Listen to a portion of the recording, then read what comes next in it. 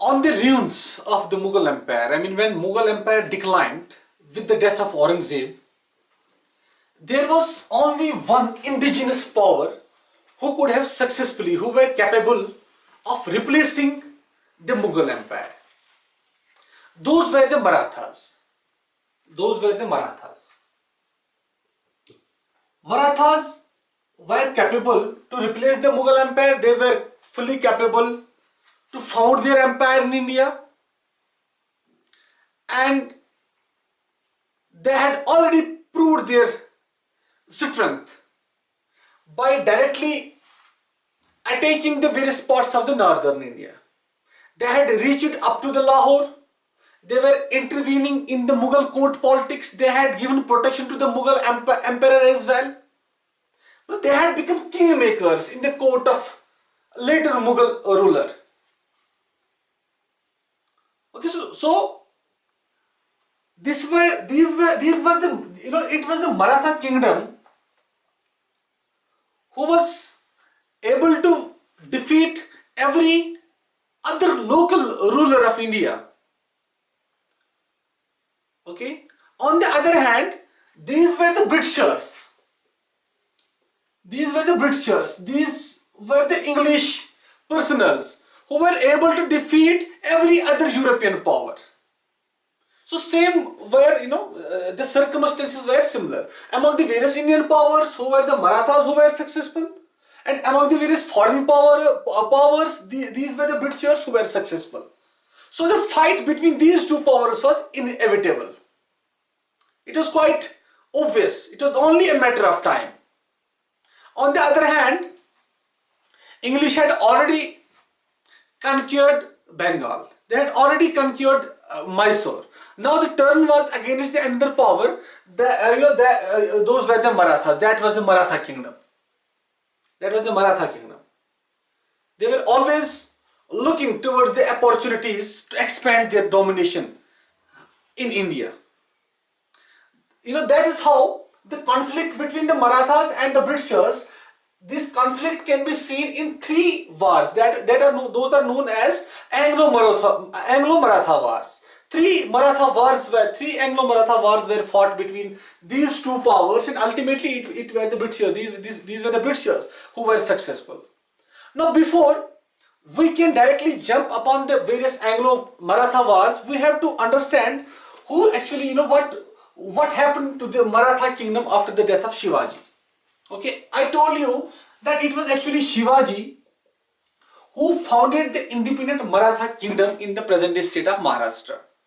Then after the death of Shivaji in 1680, I told you that he was succeeded by his son. All the successors of Shivaji, they were incompetent, they were not so strong, they were not so energetic and capable as was the case with Shivaji. So for example, he was succeeded by his son Sambhaji, right? Sambhaji was then succeeded by another person, Rajaram. Rajaram again by Shivaji or Tarabai, you can say. Then there was, this Shahu. So these were the successors of Shivaji. During the times of this Shahu, when he was the king of the Maratha kingdom, during the times of this Shahu, the institution of Peshwaship came into existence. Peshwaship came into existence. Now the Peshwas came into rule. Peshwas came into rule over the Maratha kingdom. So the first Peshwa who became the Peshwa of this, who became the chief, who became the king, who became the virtual king or the prime minister of this Maratha kingdom, that was Balaji Vishwanath. Balaji Vishwanath. He was the first Peshwa. This Balaji Vishwanath had the full support of this Shahu. Shahu supported him, and in turn Balaji Vishwanath protected this Shahu from the various internal and the external enemies. So this Balaji Vishwanath was the Peshwa of Maratha kingdom from 1713 up to 1720. This Balaji Vishwanath, you have to remember various facts about these Peshwas as well for the examination point of view. This Balaji Vishwanath was sometimes also known as Senakarte. Senakarte title was given to this Balaji Vishwanath. This Balaji Vishwanath tried to come into an agreement with the Mughal Emperor Farrukh Shiar. Farooq शियार के court में दो prominent, दो powerful nobles होते हैं, उनका नाम है Sayyid brothers. So these Sayyid brothers are the Farrukh Shiar. They came into an agreement with the Balaji Vishwanath by which Farrukh Shiar surrendered various territories to the Peshwa. This Farrukh Shiar, he gave various choth rights, right to collect revenue from the various areas. He gave these rights to the Balaji Vishwanath. Various, the prisoners were exchanged between the two, Farrukh Shiar and the Balaji Vishwanath. I mean, this Farrukh Shiar tried to pacify Balaji Vishwanath, and they signed an agreement, and under that agreement, both the powers, Marathas and the later Mughals and the Farrukh Shiar, they tried to come to a kind of amicable solution to the problems. Okay, then Balaji Vishwanath, if he was the first Peshwa, he was succeeded by his son. He was known as Bajirao First. This Bajirao First is considered as the greatest of all the Peshwas. After Shivaji, he is considered as the most powerful king of the Marathas, and this Bajirao First was known for his guerrilla tactics, guerrilla warfare. He was a great commander. He was a great and brave soldier. You might have got an idea about the potential of this Bajirao First from the movie जो recently आई थी, उस रणवीर सिंह की movie. क्या है नाम उसका?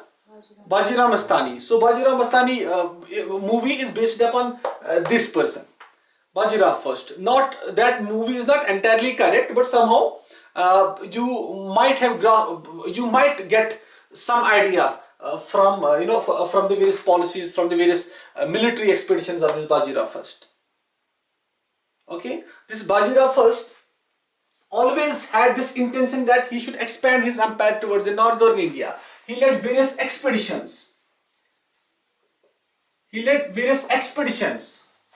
Towards the northern India. Okay, so यहाँ पे कंफ्यूजन में नहीं रहना. बाजीराव फर्स्ट की बात जब होती है, सो मैं बात कर रहा हूँ 1720 से लेके 1740 तक इसका रोल चलता है. बाजीराव फर्स्ट का रोल चलता है. So this Bajirao First, he led various expeditions towards the northern India. He wanted to found the Maratha kingdom. He wanted to replace the Mughals. He had this ambition. This Balaji, during the times of Bajirao First, the entire Maratha kingdom was divided into various confederacies. That is known as Maratha Confederacy. The Maratha Confederacy came into existence during the times of Bajirao First. What is this Maratha Confederacy? The Maratha kingdom was divided into various families, various powerful chiefs, and these chiefs were told that you have to expand, you have to expand your influence, you have to expand your power, you have to consolidate your position in your respective jurisdictions. There were 5 kinds of families which became popular thereafter. Okay, so this was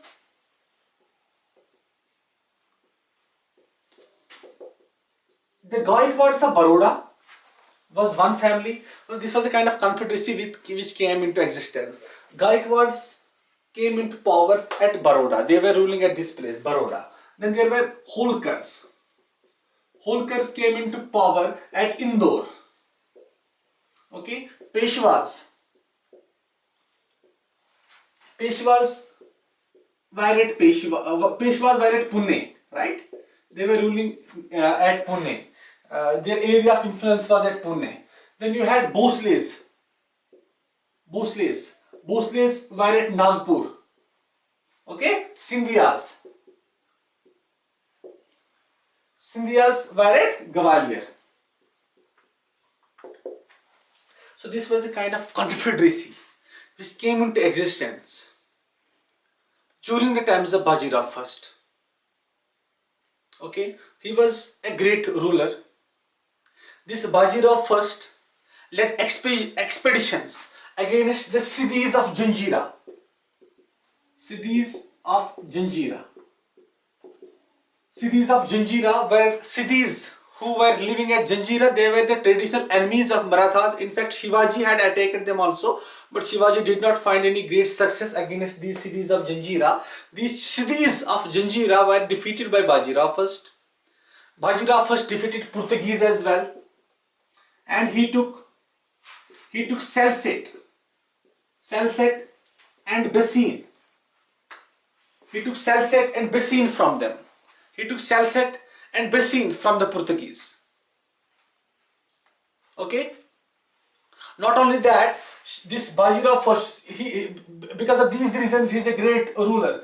This Bajirao first also defeated. Also, in fact, he attacked the Nizam of Hyderabad. Nizam of Hyderabad.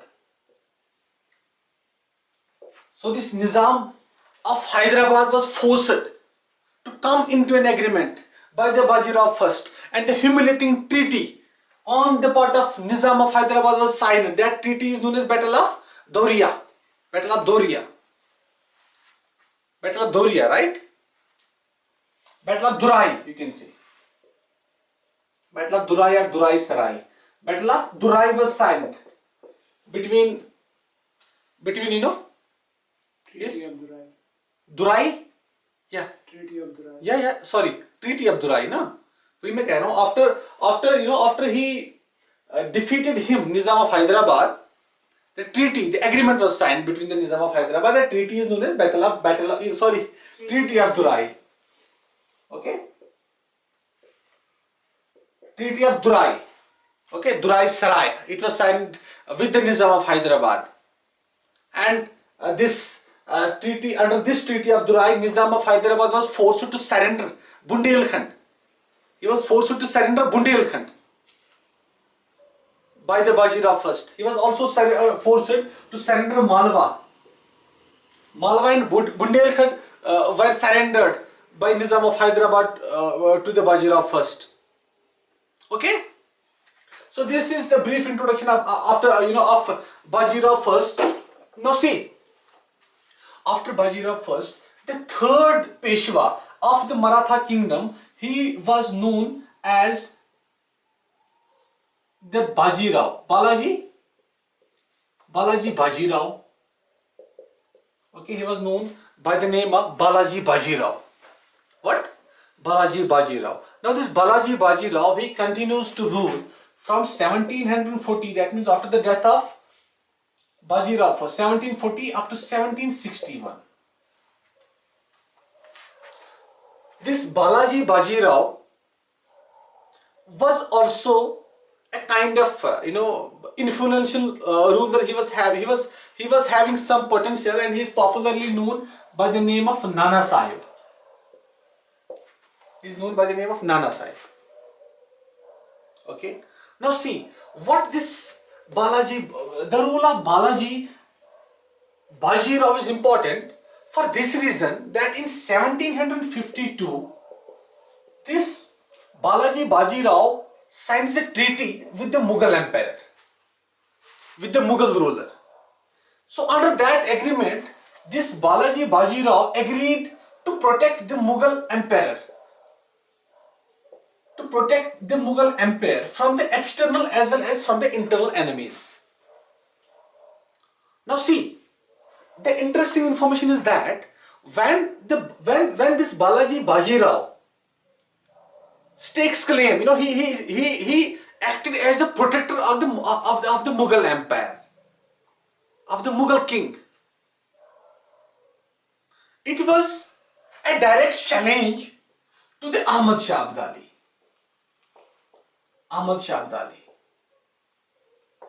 These Marathas considered themselves as a protector of the Mughal empire. They had this intention that sooner or later they would replace the Mughal empire. They in fact attacked Punjab as well.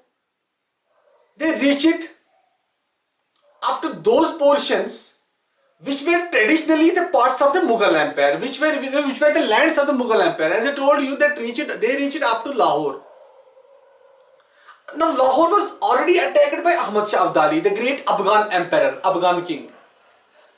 That Ahmad Shah Abdali had already launched various attacks upon India.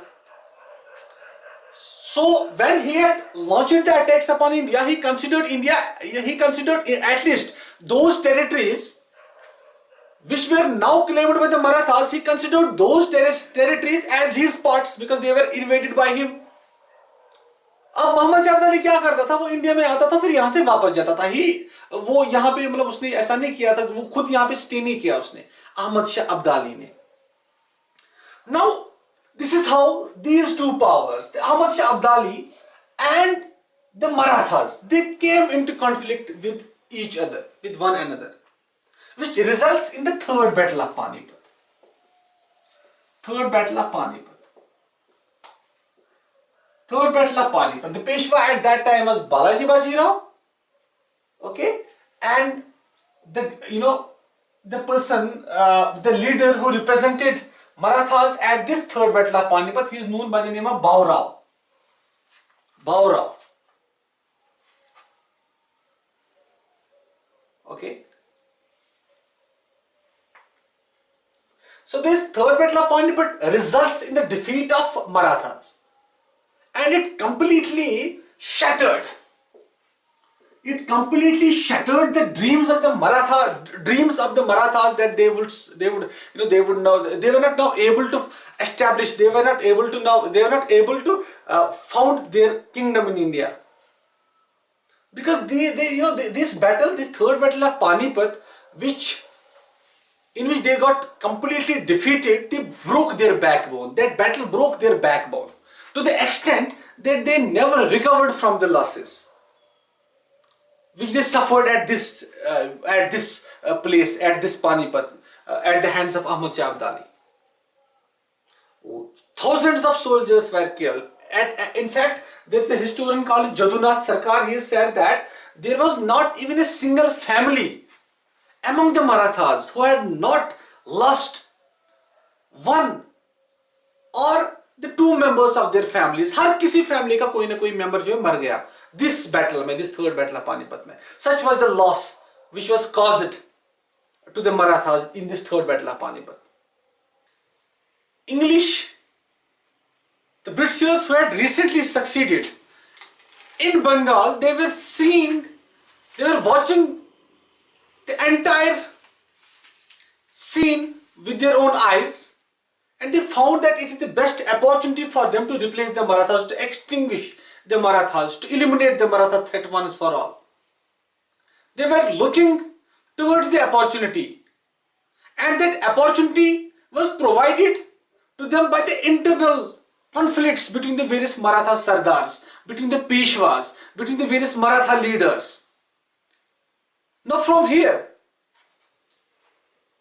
the Anglo Maratha wars are starting, and by virtue of those Anglo Maratha wars, the Britishers were able to defeat the various Maratha leaders, and that's how the Maratha kingdom was brought under the control of Britishers.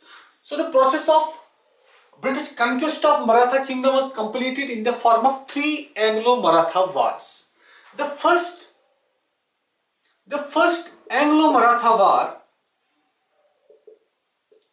The first Anglo Maratha war was fought in 1775 and it continued up to 1782. The second Anglo Maratha war, it was fought from 1803 up to 1805. Then the third Anglo Maratha war, it continued from 1817 up to 1819. Okay, so it was through the process of three Anglo Maratha wars that the Maratha kingdom was completely eliminated by the Britishers. The first Anglo Maratha war, the circumstances which led to the immediate causes, remember this thing that Britishers was always finding excuses. They were always waiting for the opportunities to, to overcome this Maratha power, to defeat them like the other powers, like they defeated the powers of Bengal, like they defeated the powers at Madras, at Mysore. Then here, what they did, the best opportunity to them was provided by a person known as Raghunath Rao. I am talking about the first Anglo Maratha war, Raghunath Rao. Now, who was this Raghunath Rao? I am telling you that there was a fourth Peshwa. Fourth Peshwa's name was Madhav Rao. Madhav Rao. This Madhav Rao dies in 1772. This Madhav Rao is succeeded by his brother. The name of his brother was Narayan Rao. Narayan Rao was the nephew. He was the nephew of this person, Raghunath Rao. And this Raghunath Rao challenges his position. He assassinates him. He kills him and he becomes the Peshwa. He claims that I am the new Peshwa of the Maratha kingdom by killing his own nephew, this Narayan Rao. After his defeat and after his death, after his assassination, he finds himself in a troubled situation. His position was further worsened. His position got further weakened by the fact that the widow of this Narayan Rao gives birth to a minor son. He gives birth to a son posthumously. After the death of her husband, Narayan Rao, his widow gives birth to a minor son. And the position of this Raghunath Rao now became more obscure. Now, in order to save himself, this Raghunath Rao escapes. He escapes and asks for the help to the Britishers. Britishers को बोलता है कि मुझे बचा लो, kindly protect me. On the condition that I will give you Salsette and Bassein. ये आपका है, ये area है. Salsette and Bassein. He signs with them in 1775. This Raghunath Rao signs with the Britishers a treaty known as Treaty of Surat. Treaty of Surat. Treaty of Surat was signed in 1775, and under this Treaty of Surat, he gives Britishers this Salsette and Bassein. He gives Britishers the large part of the territory of Surat, which was yielding a huge amount of revenue for the Marathas. And upon that conditions, he accepts at least 6,000 soldiers at his court. At his court, he gets protection from the British side. But this Treaty of Surat was challenged by the other Maratha rivals, the other Maratha rivals, the opponents of the Raghunath Rao. Those opponents were many Maratha Sardars and many Maratha leaders. Among them, there was a powerful Sardar, powerful leader. His name was Nana Fadnavis. Nana Fadnavis was heading this group of Maratha leaders who were opposite to the position of Raghunath Rao because he was considered unpopular, traitor, a killer and assassinator of his own nephew. So he was unpopular and he was supporting this Nana Fadnavis and the other group known as Barabais. Barabai are 12 brothers actually means the combination of 12 Maratha leaders who were opposite to the Raghunath Rao. These Barabais, they challenged the Treaty of Surat and asked Britishers, how come you can accept this treaty? He is not a legal person, he is not the authority to do so. But the Britishers refused, which results into the conflict between the Maratha group headed by Nana Fadnavis and the Britishers. And the Britishers were defeated at the battle, at various battles. And the Britishers were defeated by a powerful military commander who was fighting on behalf of the Marathas. He was known as Mahadaji Scindia. This Mahadaji Scindia defeated the Britishers initially by following the policy, this policy, scorched earth policy. Scorched earth policy was an important policy which was followed by the British, followed by the Marathas. Under this scorched earth policy, the Marathas were resorting to the various violent means, like they were burning the farmlands, they were stopping the supplies of the opponent so that they could not get any supply at all, so that they could be forced to surrender. And same happened with the Britishers. They were forced to surrender, they were defeated at various places, and a humiliating treaty was signed by the Britishers and the Marathas. That treaty is known as Treaty of Vadgaon. What? Treaty of Vadgaon. Under this Treaty of Vadgaon, it was a humiliation for the Britishers, and they were asked to surrender all the territories which they had acquired since 1775. And this humiliation was not acceptable to the majority of the Britishers, including Warren Hastings, who was the Governor General of Bengal. And that Warren Hastings dispatched an army, a powerful army under various commanders, to the southern India to fight against the Marathas. Okay? So again a fight starts between the Marathas and the Britishers, and this time the Britishers met with the success. They are defeating the Marathas.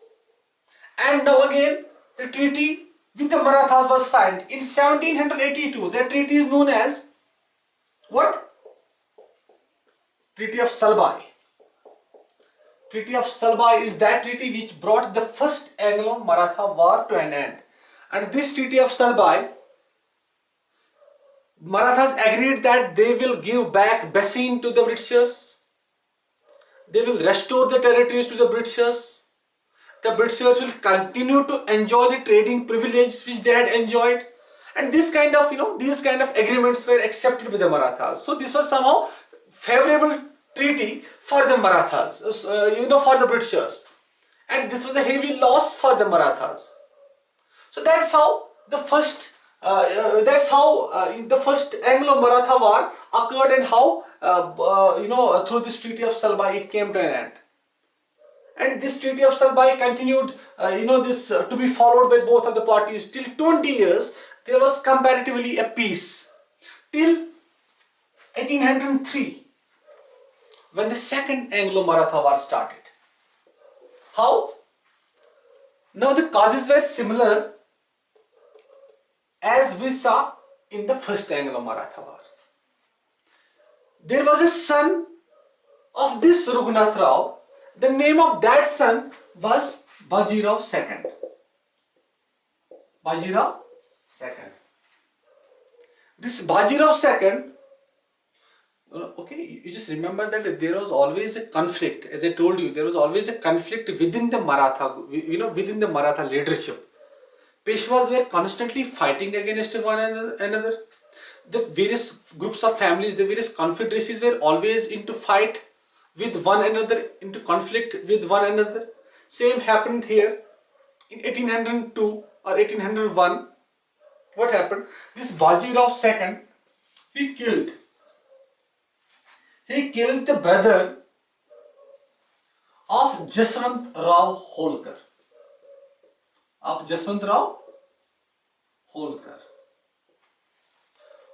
So the Holkar family is now furious. They had become the enemies of this Bajirao II. And this Jaswant Rao Holkar, the army of this Jaswant Rao Holkar, chases Bajirao II. And his position now becomes weak, because he claimed that he was, the Peshwa of the Maratha kingdom, which was no doubt not acceptable to the majority of the Maratha subjects or the majority of the Maratha leaders. Because he was like his father, he was also incompetent. He was not worthy successor to the Maratha kingdom. What happened? This Bajirao II again escapes and finds shelter, finds support from the Britishers. Britishers accepts that they will give him the support, this Bajirao II, on the condition that he has to sign a treaty with them. That treaty is known as Treaty of Bassein. Treaty of Bassein. Treaty of Bassein was signed in 1802. Under this Treaty of Bassein, he accepts the subsidiary alliance system of the Britishers, that I will, I will accept your offer. I will accept the large number of soldiers at my court who will protect me. I will surrender. I will surrender the entire Treaty of Surat to you. Surat is all yours. I will not claim the Choth rights. Choth rights. Choth was a kind of tax which the Marathas were claiming over, the various parts of the country. So he accepts that I will not accept this Choth rights over few parts of India, जहाँ पे वो already ये Choth rights enjoy कर रहे थे. Then he goes, and there was a clause for the there was a clause for the there was a clause for this clause in the form of that not any European would be employed in the court of this in the court of Bajirao II. That can be done only when the permission is granted by the Britishers. Okay, so both parties will respect each other's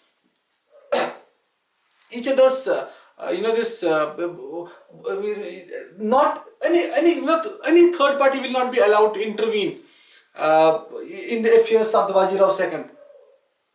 They will try to, if there is any problem with the Bajirao II with relation to the Nizam of Hyderabad, so he will try to solve that issue with the help of the Britishers. So these were the provisions of under this Treaty of Bassein. Okay, so this Treaty of Bassein, Bajirao II also agreed that I will pay you 26 lakhs of rupees if you will give me the protection. I will give you the territory which will yield 26 lakhs rupees of revenue if you will give me the protection. Now again, this Treaty of Bassein was challenged by the majority of the Maratha leaders. That is how the Second Anglo Maratha War starts. In 1803, Treaty of Bassein was the cause of this Second Anglo Maratha War. So various leaders came forward and fought with the Britishers, but ultimately they met with the failure. They were not able to met any kind of success. That's how again under this Second Anglo Maratha War, Marathas were defeated. Alright, then after some time, after a decade or so, another round of struggle started between the Marathas and the Britishers. That was the beginning of the Third Anglo Maratha War. At that time, India was ruled by Lord Hastings. Lord Hastings was a staunch imperialist. He always wanted to expand the British hold over India. What he did, he made various excuses. One of the excuses was that the Pindaris were creating troubles for the Britishers in India, and he accused Marathas. Actually, Pindaris were soldiers in the army of Marathas. They were enrolled in the Maratha army, in large numbers. So this Lord Hastings accused Marathas that they were giving support and shelter to the Pindaris, who were the enemies of the Britishers. So this became the excuse, and this Lord Hastings launched an attack upon the Marathas, and these Marathas no doubt fought against the Britishers, but they again met with the failures. That's how one by one every Maratha confederacy, every Maratha household was defeated, and he signed various treaties with the individual households, individual confederacies, like Treaty of Peshwa, like Treaty of Pune. Like Treaty of Pune was signed with the Peshwa. Okay. Then Treaty of Gwalior was signed with the Sindhiyas. Treaty of Gwalior was signed with the Sindhiyas. Okay. There was also a Treaty of Mandsaur. Treaty of Mandsaur was signed with the Holkars. So under these treaties, they accepted the subordinate position vis-a-vis the Britishers. They accepted this subsidiary alliance system. They accepted the superiority of the Britishers, and that's how this Maratha kingdom got extinguished. That's how this Maratha kingdom got eliminated from India. So various causes led to the defeat of the Marathas. As I told you, you can enumerate the number one, the inefficient leadership of the Marathas, which was not sound, which was not able to, which was not practical. I mean, which was not able to forge the unity into the various groups, into the various rival groups within the Maratha kingdom. The leadership was not sound. As far as this inept leadership or the weak leadership became the cause for the defeat of Marathas. Then the better arms, like the Britishers used cannons. They used cannons in their fight against the Marathas. It also became the reason for the defeat. Okay. Then you can go on. The cause, like the Marathas were facing the financial problems as well. They were not economically sound. They were not financially sound, which led to the decline of this Maratha kingdom, or the defeat of the Maratha kingdom. That's how this Maratha kingdom got defeated. So this is all for today. Okay.